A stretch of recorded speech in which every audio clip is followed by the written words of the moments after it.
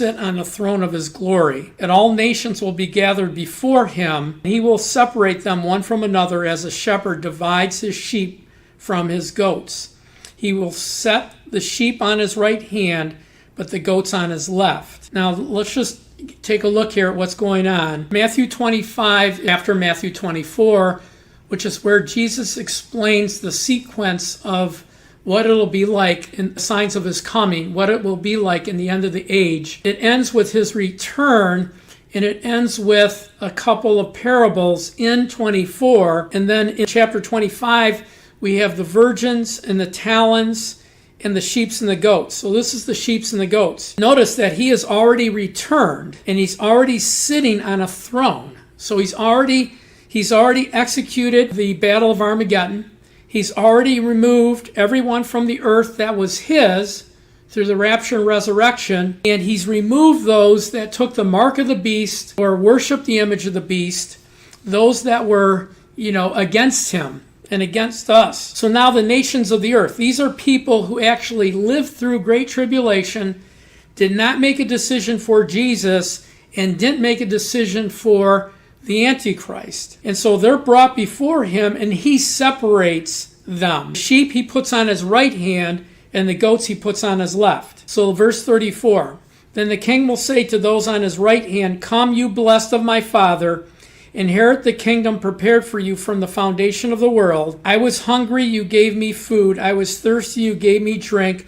I was a stranger, you took me in. I was naked, you clothed me. I was sick, you visited me.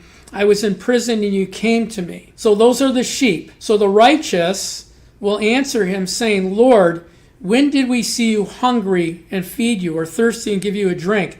When did we see you a stranger and take you in, or naked and clothe you?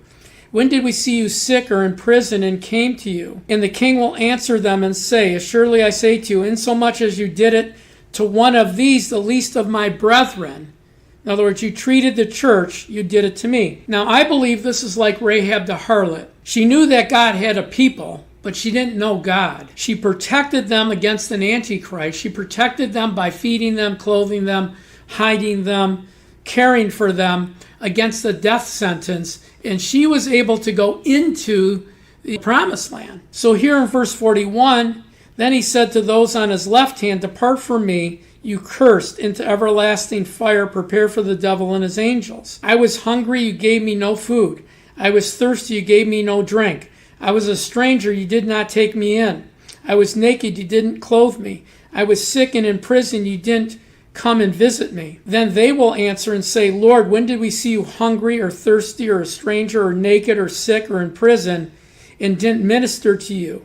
Then he will answer them and say, assuredly as I say to you, insomuch as you did not do it to one of these, the least, you did not do it to me. And these will go away into everlasting punishment, but the righteous into eternal life. And so this is the group of people that will actually multiply on the earth. They never made a formal decision for Jesus, otherwise they would have been raptured and resurrected and received a new body. These are those that helped hide us and fed us and clothed us and helped us through great tribulation.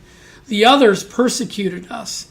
So these people will be here on the earth. I don't know how many it'll be, but they will go into the millennial reign with us. They will have children. We won't. We'll be like the angels. And so this is where that great multitude comes in Revelations 20. After the 1,000-year millennial reign of Christ, there'll be another insurrection and deception by Satan.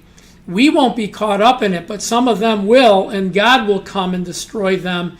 And then we'll see the great white throne judgment. So that's how it sequences.